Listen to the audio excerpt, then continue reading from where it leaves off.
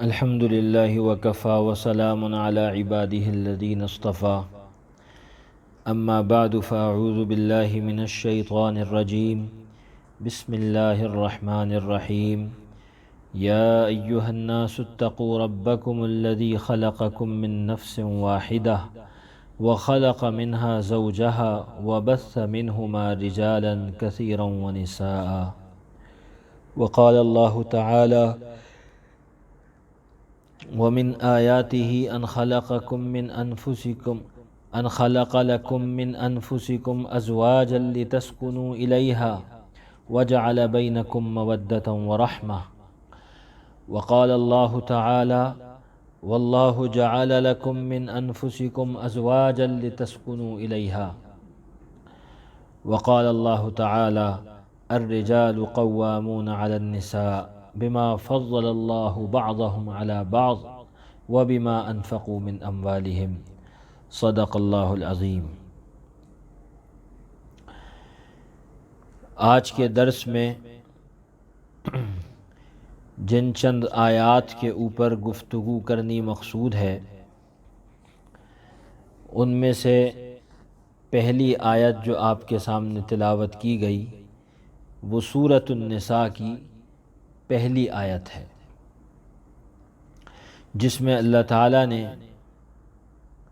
انسانوں کو مخاطب کرتے ہوئے اس بات کی نصیحت فرمائی ہے کہ اپنے رب سے ڈرو۔ یا ایھا الناس اتقوا ربکم، اے لوگوں اپنے رب سے ڈرتے رہو۔ الذی خلقکم من نفس واحدہ، جس نے تمہیں ایک جان سے پیدا کیا، وخلق منہا زوجہا، اور اسی سے پیدا کیا اس کا جوڑا یعنی اس کی بیوی، وبث منہما رجالا کثیرا ونساء، اور ان دونوں سے پھیلائے پھر بہت سے مرد اور عورتیں۔ اسی طرح سے دوسری آیت جو میں نے آپ کے سامنے تلاوت کی، اللہ رب العزت نے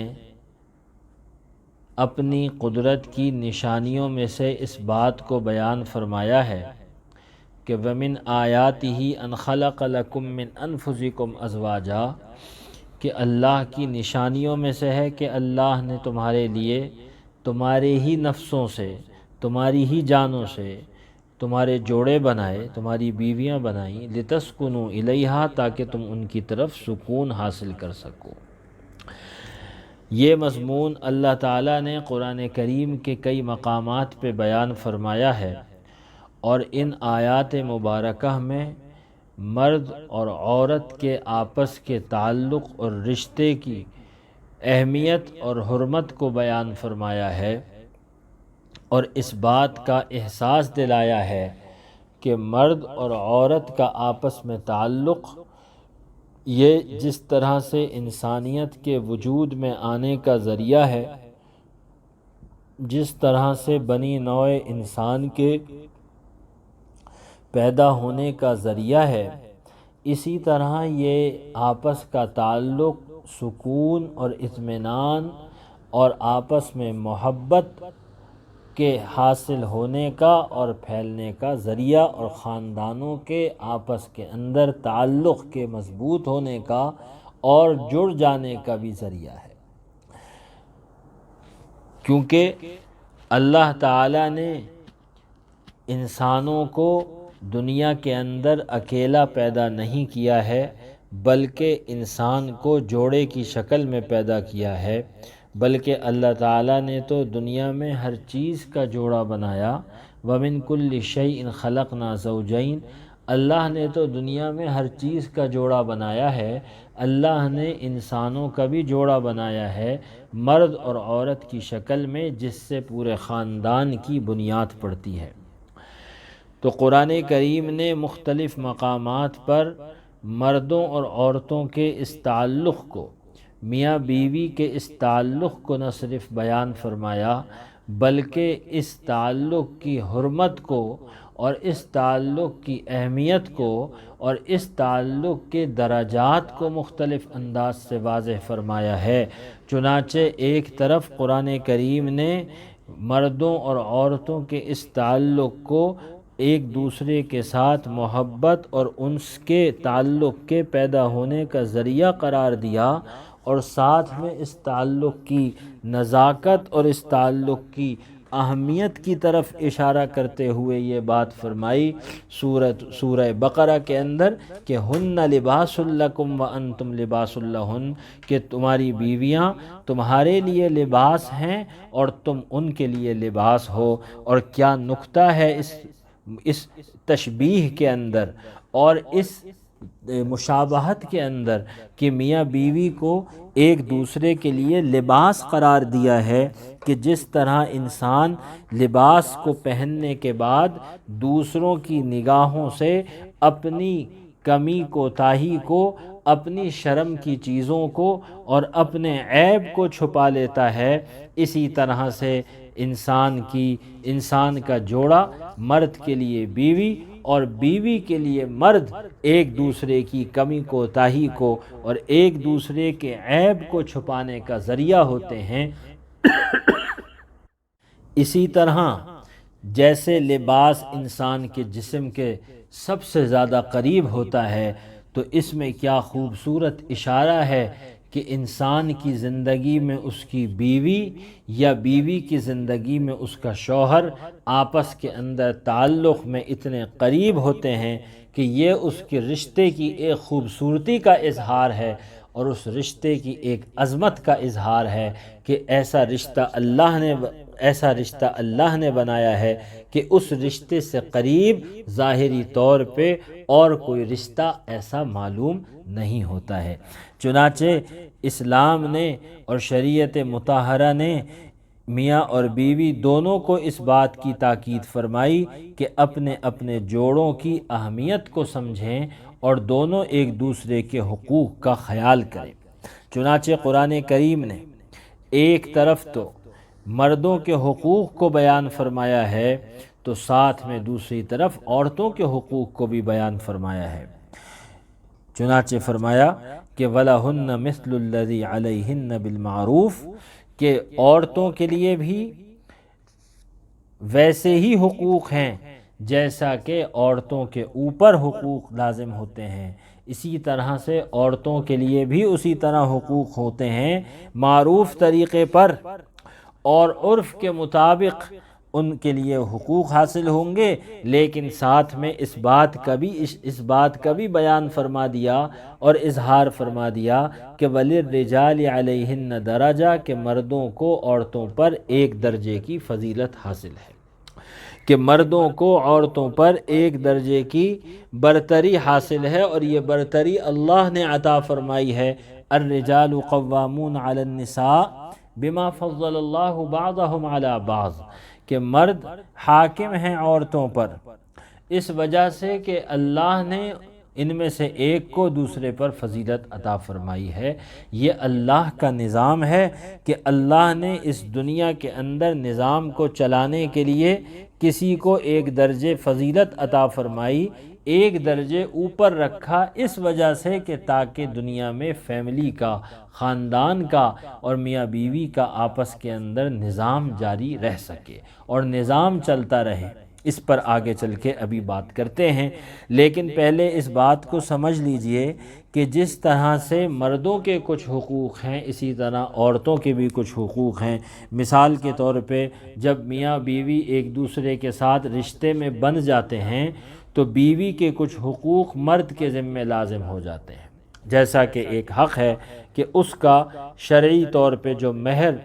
آپ نے اپنے ذمہ لیا ہے تو اس مہر کو مکمل طور پر ادا کیا جائے، اس کو بروقت ادا کیا جائے، اس میں کسی قسم کی ٹال مٹول اور تاخیر سے کام نہ لیا جائے، اس کو زبردستی معاف نہ کرایا جائے اور اس کے اندر لیت و لال سے، ٹال مٹول سے کام نہ لیا جائے۔ اسی طرح عورت کا ایک حق ہے کہ جب عورت نے اپنے آپ کو مرد کی مرضی کے ساتھ اس کے گھر کے اندر پابند کر کے رکھا ہوا ہے تو اللہ نے یہ مرد کی ذمہ داری دی ہے، لگائی ہے کہ وہ عورت کے نان نفقے کا، اس کے خرچے کا، اس کے اخراجات کا بندوبست کرے۔ چنانچہ عورت کی یعنی اپنی بیوی کی غذا کا بھی انتظام کرنا ہے، اس کی صحت کو بھی دیکھنا ہے، اور اس کے کپڑوں کو بھی دیکھنا ہے، اس کی ضروریات زندگی کا سامان مہیا کرنا، یہ پھر مرد کی ذمہ داری ہو جاتی ہے، اور اس کو کہا جاتا ہے کہ نان اور نفقے کا انتظام۔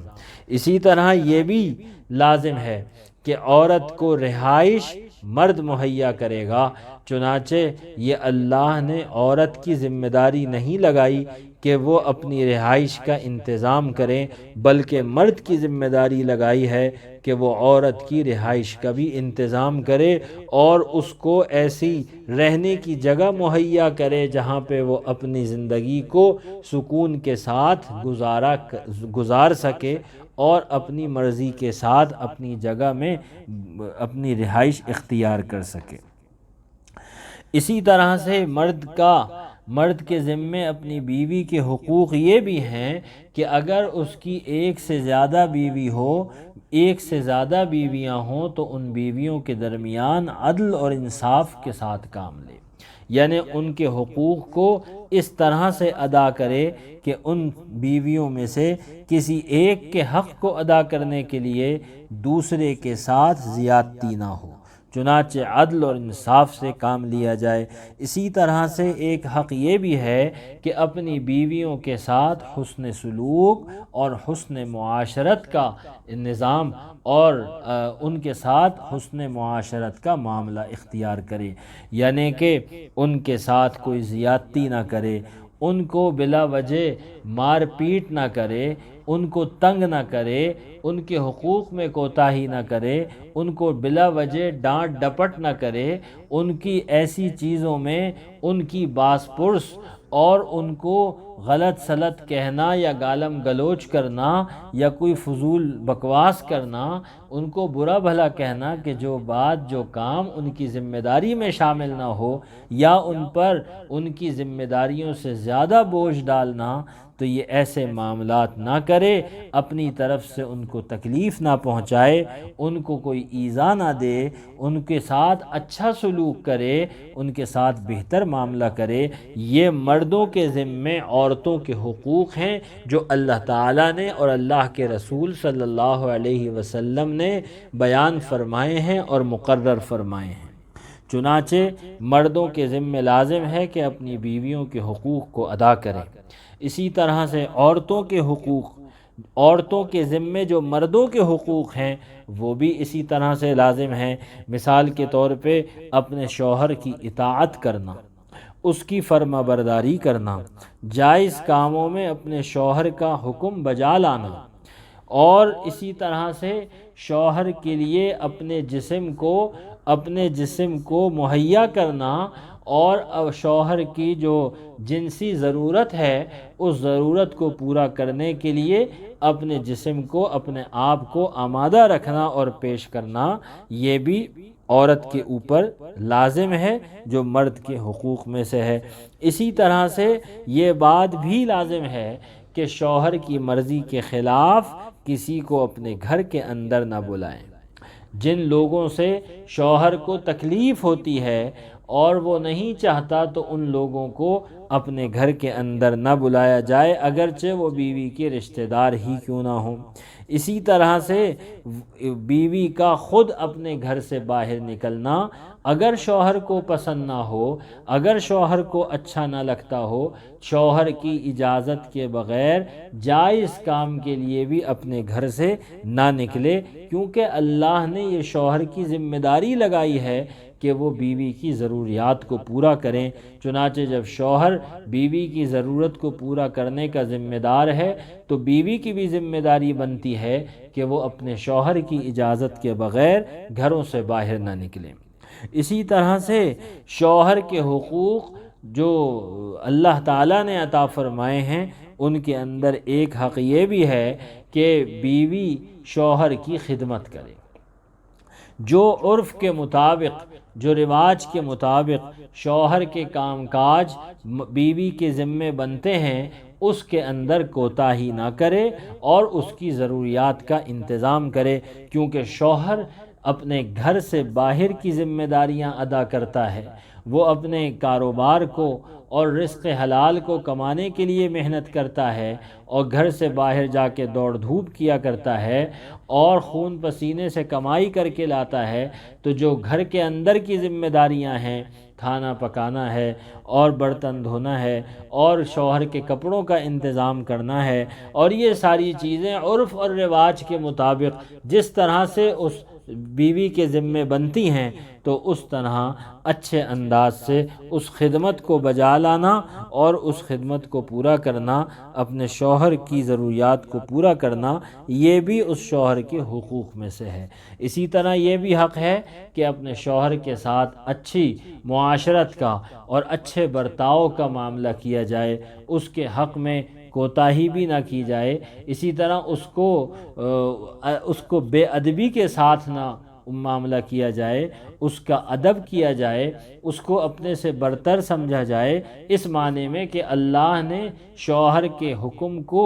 اور شوہر کی بات کو ایک درجے کی فضیلت عطا فرمائی ہے۔ آخرت کے اعتبار سے کون اللہ کے ہاں مقبول ہے اور کون اللہ کے ہاں مردود ہے، یا کس کا درجہ اونچا ہے اور کس کا درجہ نیچے ہے، یہ بات الگ ہے، اس کا اس بات سے کوئی تعلق نہیں ہے، لیکن عمومی طور پہ اللہ نے جو گھر کے نظام کو چلانے کے لیے جو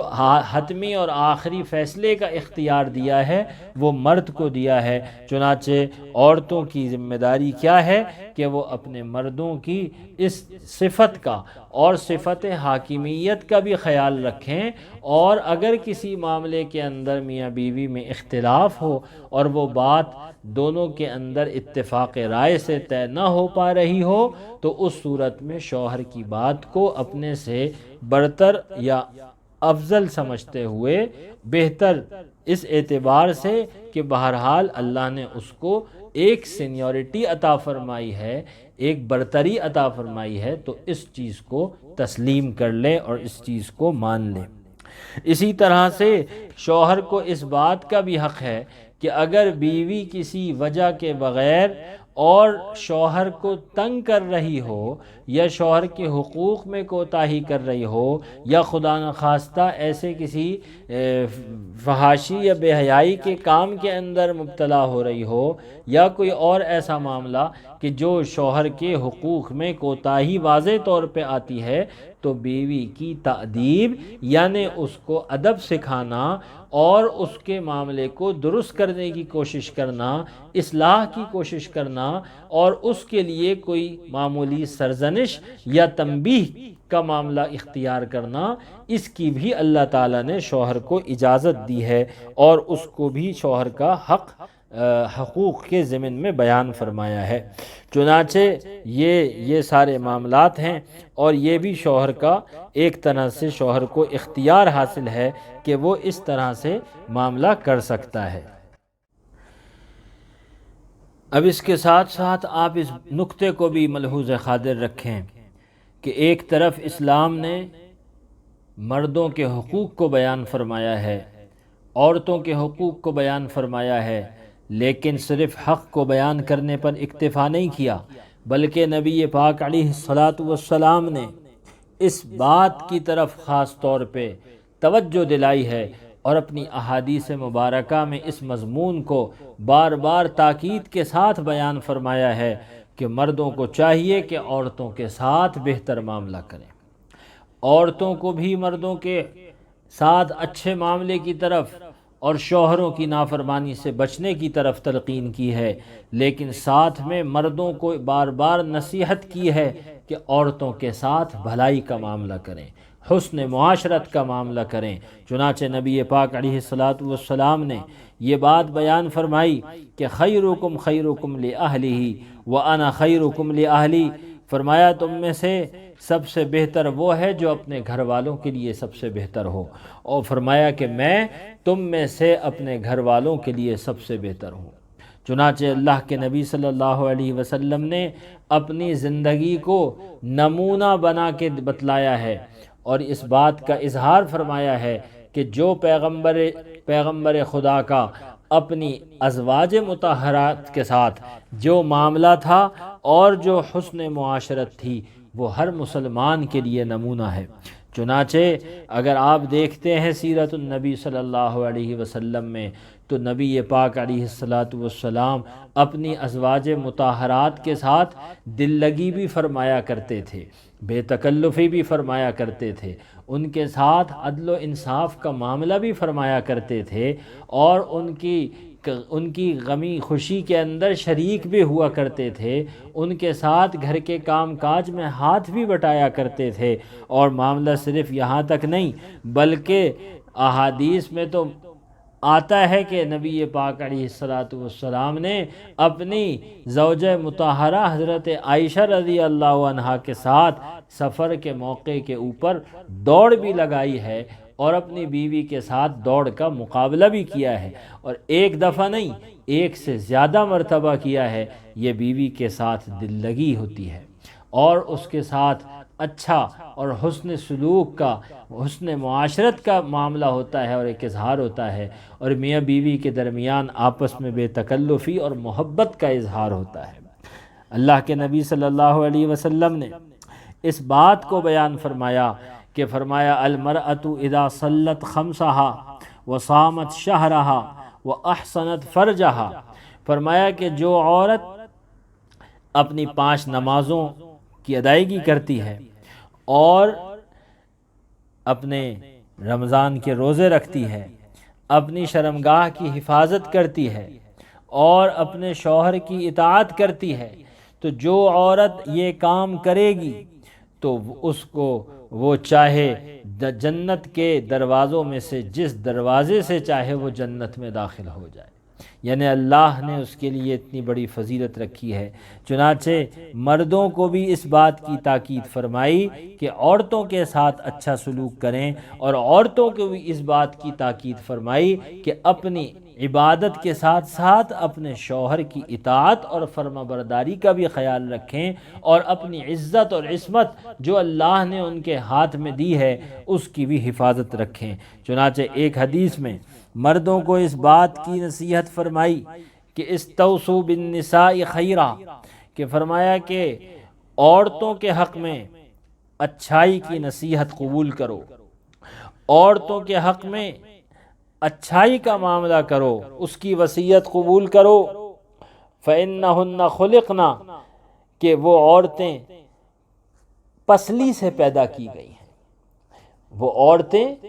پسلی سے پیدا کی گئی ہیں، اور پسلی کا جو سب سے اونچا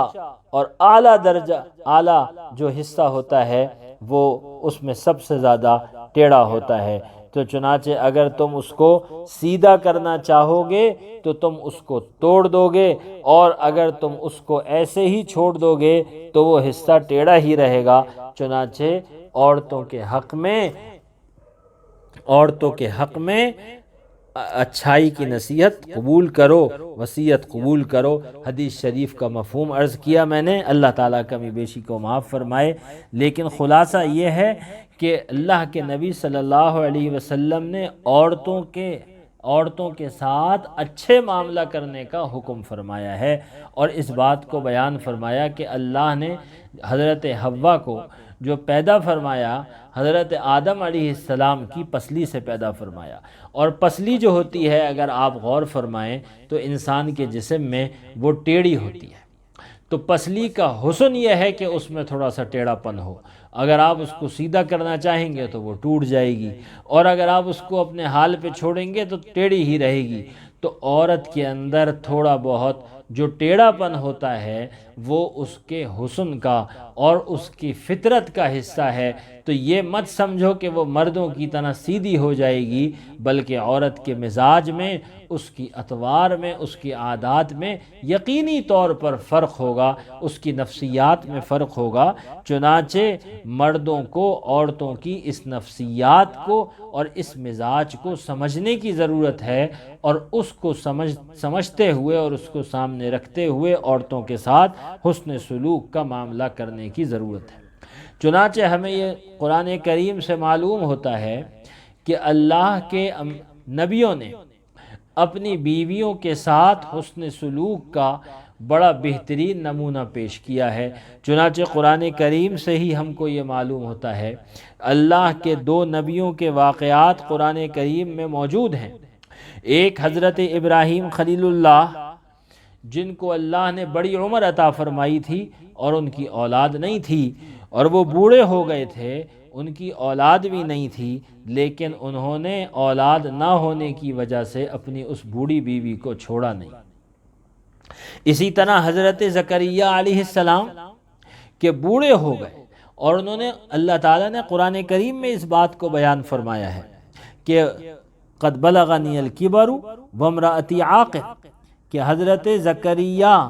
علیہ السلام نے عرض کیا اللہ تعالیٰ سے کہ مجھے تو بڑھاپا پہنچ گیا ہے اور میری بیوی بانجھ ہے، اس کی اولاد نہیں ہوتی، لیکن آپ ذرا غور فرمائیں، اللہ تعالیٰ سے اولاد کی دعا مانگی ہے حضرت زکریا علیہ السلام نے، لیکن اس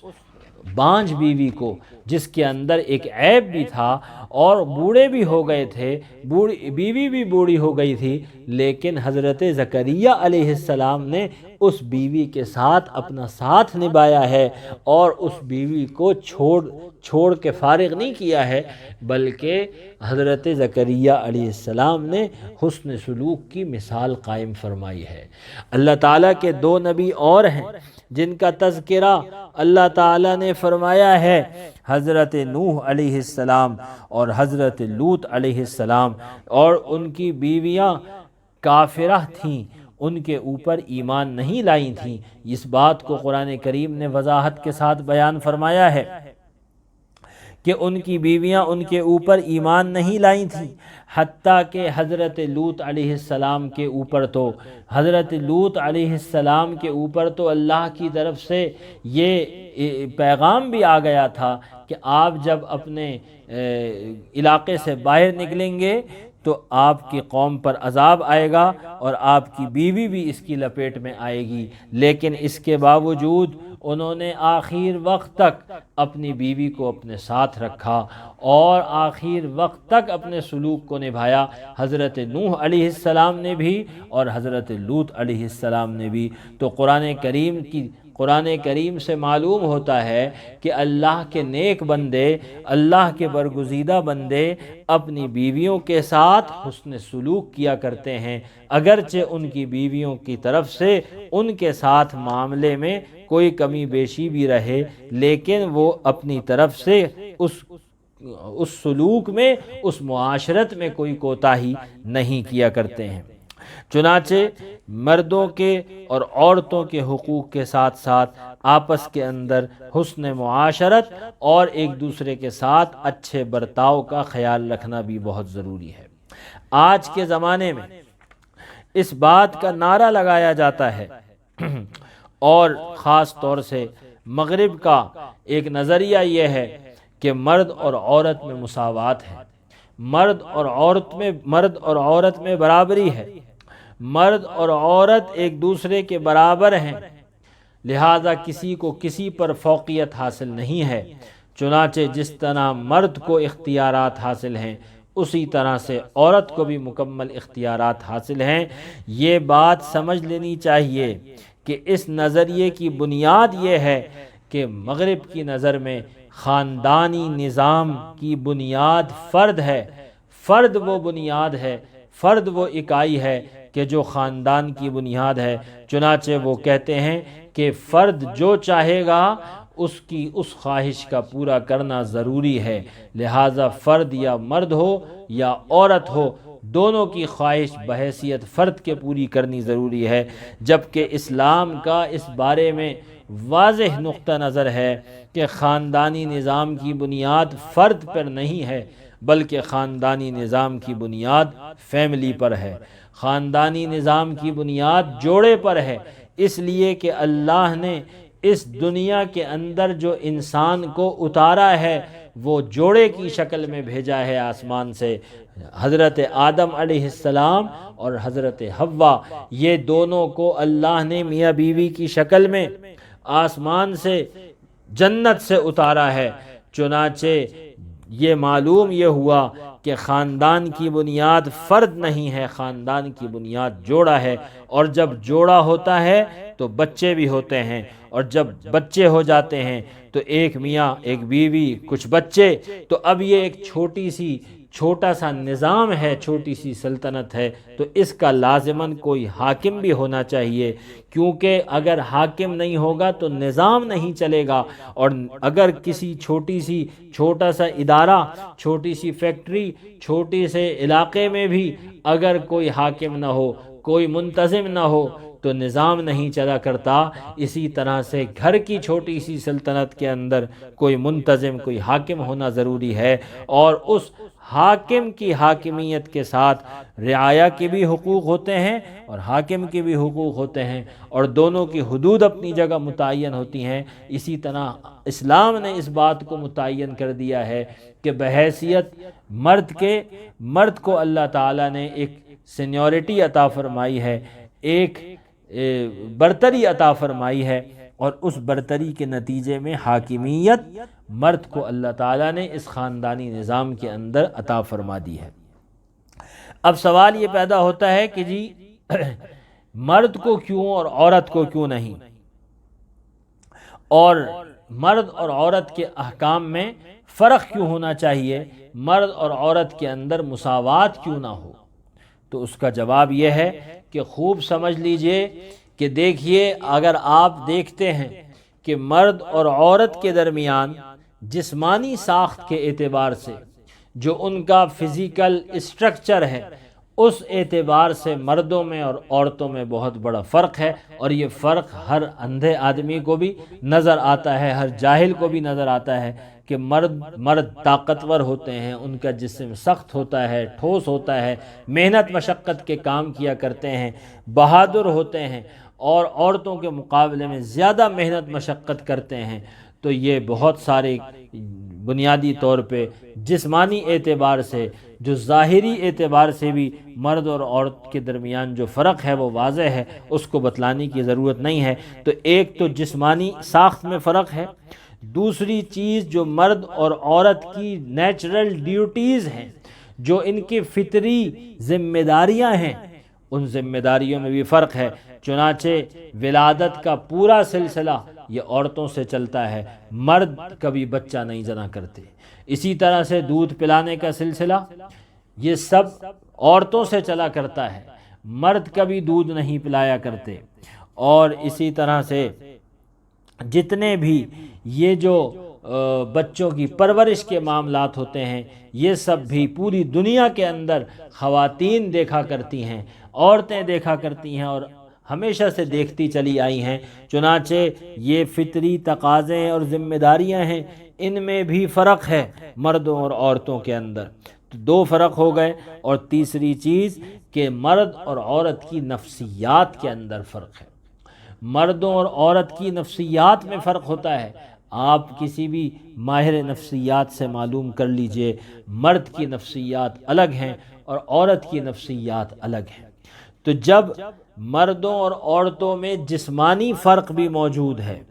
ان دونوں کی فطری ذمہ داریوں میں اور نیچرل ڈیوٹیز میں بھی فرق موجود ہے اور واضح ہے، اور تیسرے نمبر کے اوپر ان کی نفسیات میں بھی فرق ہے۔ تو جب اتنی تین بنیادی فرق ان دونوں صنفوں میں اور جنسوں کے اندر موجود ہیں، تو عقل کا تقاضا بھی یہ ہے اور کامن سینس کا تقاضا یہ ہے کہ ان دونوں کے احکامات کے اندر بھی فرق ہو۔ چنانچہ مردوں کو اللہ تعالیٰ نے الگ احکامات دیے ہیں اور عورتوں کو اللہ تعالیٰ نے الگ احکامات دیے ہیں۔ چنانچہ مردوں کو ذمہ دار بنایا ہے گھر کے باہر کی کمائی کا اور کام کاج کا اور محنت مشقت کا، اور عورت کو ذمہ دار بنایا ہے کہ وقرن فی بیوتکن، کہ اپنے گھروں کے اندر رہو۔ تو اپنے گھروں کے اندر رہتے ہوئے بچوں کی پرورش اور ان کی رضاعت اور ان کی بچوں کی غذاؤں کا انتظام اور مردوں کی خدمت اور یہ گھر کے معاملات کو دیکھنا دینا یہ عورت کی ذمہ داری اللہ نے قرار دی ہے۔ چنانچہ ایک طرف گھر کے اندر کی جو معاملات ہیں وہ عورت کے سپرد کیے اور گھر کے باہر کے معاملات مرد کے سپرد کیے۔ یہ تقسیم کار اللہ نے طے فرما دی ہے۔ ان دونوں کے ان جسمانی اور نفسیاتی اور فطری اعتبار سے جو فرق ہیں، ان فرق کو مد نظر رکھتے ہوئے اسی خالق نے ان کی ذمہ داریوں کو بھی متعین فرمایا کہ جس خالق نے ان دونوں کو پیدا فرمایا ہے۔ چنانچہ مغرب نے جب عورت کی آزادی کا نعرہ لگایا اور عورت کی آزادی کا نعرہ لگاتے ہوئے انہوں نے اس نظریے کو پیش کیا کہ عورت کو آزاد کیا جائے اور عورت کو بھی اسی طرح کمانے کے لیے مواقع مہیا کیے جائیں، اور معاش کے انتظامات کے اندر بھی عورت کو مردوں کے شانہ بشانہ کھڑا کیا جائے کہ جس طرح مرد کمائی کیا کرتے ہیں اور معاش کا انتظام کیا کرتے ہیں۔ تو آپ ذرا اس نعرے کی حقیقت کو ملاحظہ فرمائیے کہ اس نعرے کی بنیاد کے اوپر ایک نقصان تو یہ ہوا کہ اس مغرب کے معاشرے کا جو پورا گھر کا نظام تھا وہ سارا تہس نہس ہو گیا ہے، اور گھریلو جو گھر کا نظام، بچوں کی پرورش اور بچوں کے اندر اقدار اور روایات کا پیدا ہونا اور ان کے اندر اخلاقیات کا پیدا کرنا جو ماں کی ذمہ داری ہوا کرتی تھی، تو ماؤں نے اپنے کندھوں سے اس بوجھ کو، اس ذمہ داری کو بوجھ سمجھتے ہوئے اٹھا کے پھینکا، تو اس سے ان کا پورا فیملی سسٹم تباہ و برباد ہو گیا اور عورت کمانے کے لیے بازار کے اندر نکل آئی۔ ایک بڑا نقصان تو یہ ہوا جس کا نتیجہ آج وہ بھگت رہے ہیں کہ ان کی کوئی عورت آج ان معاشروں کے اندر بچے پیدا کرنے کے لیے، بچوں کو پالنے کے لیے اور ان کو دودھ پلانے کے لیے اور ان کی پرورش ان کے نخرے اٹھانے کے لیے اور ان کی پرورش کے مراحل کو طے کرنے کے لیے کوئی عورت تیار نہیں ہوا کرتی۔ چنانچہ بچوں کو ایسی اداروں میں بھیجا جاتا ہے جہاں پر پیسے دے کر بچوں کی تربیت اور پرورش کے انتظامات کیے جاتے ہیں۔ ظاہر ہے کہ ایک ماں اپنے بچے کی تربیت جس انداز سے کر سکتی ہے کوئی دوسرا اس انداز سے تربیت نہیں کر سکتا، لہذا پوری قوم کو ایک یہ مسئلہ درپیش ہے کہ بچوں کو ان کی مائیں نہیں مل پاتی اور وہ تربیت حاصل نہیں ہو پاتی جو تربیت اس بچے کو باکردار بناتی ہے، با اخلاق بناتی ہے۔ تو ایک تو اس کے نتیجے میں ان کے پورے معاشرے سے جنازہ نکل گیا ہے فیملی سسٹم کا، اور دوسری طرف اس بات کا بھی ذرا جائزہ لیجئے کہ عورتوں کو آزادی کا نعرہ دینے کے بعد مردوں کی جو ذمہ داریاں تھیں وہ تو عورت کی طرف ٹرانسفر کی گئیں، جو مرد کی ذمہ داری تھی کمانے کی اور معاش کی وہ تو عورت کے کندھوں پر ڈال دی گئی، اس میں سے عورتوں کو شیئر ملا، لیکن جو عورتوں کی ذمہ داری تھی وہ بدستور عورت کے ذمہ لگی رہی، جیسا کہ بچوں کی پیدائش، بچوں کا بوجھ اٹھانا، پیدائش کے مراحل کو پورا کرنا اور بچوں کی ولادت اور بچوں کو دودھ پلانا، اور یہ معاملات جو پہلے بھی عورت کرتی چلی آ رہی تھی، آج بھی آزاد مغربی معاشرے میں یہ مراحل عورت ہی انجام دیتی ہے۔ بچے عورتوں سے ہی پیدا ہوتے ہیں اور ولادت عورتوں سے ہی ہوا کرتی ہے اور حمل کا زمانہ عورت ہی برداشت کیا کرتی ہے۔ چنانچہ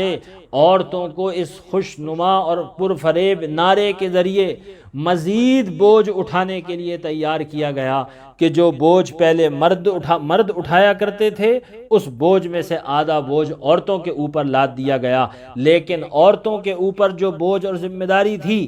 وہ مردوں نے بالکل بھی نہیں اٹھایا، وہ آج بھی عورتوں کے ذمے ہی ہے، حتیٰ کہ بچوں کی پرورش آج بھی ان معاشروں میں عورتیں ہی کر رہی ہیں۔ اگرچہ اپنے بچے کی پرورش عورت نہیں کیا کرتی، لیکن ایک عورت دوسرے کی بچے کو پالتی ہے اور دوسری عورت تیسرے کے بچے کو پالتی ہے، لیکن بہرحال پرورش کا نظام عورتوں کے ہی ہاتھ میں ہے، چاہے وہ پہلے اپنے گھر میں اپنے بچوں کی پرورش کیا کرتی تھی، آج وہ دوسروں کی بچوں کی پرورش کے اداروں میں اور بچوں کے اداروں میں کرتی ہے۔ تو ایک تو مغربی معاشرے نے جو یہ معاملہ کیا ہے، یہ معاملہ عقلی اعتبار سے بھی غلط ہے، فطری اعتبار سے بھی غلط ہے، اور اس کے نقصانات آج ان کے سامنے واضح ہو رہے ہیں۔ اور یہ دراصل یہ افراط اور تفریط کی بات ہے۔ ذرا ماضی کی طرف نگاہ اٹھا کے دیکھیے اور ذرا ماضی میں جھانک کے دیکھیے، تو یہی وہ معاشرے تھے، یورپ کا معاشرہ ہو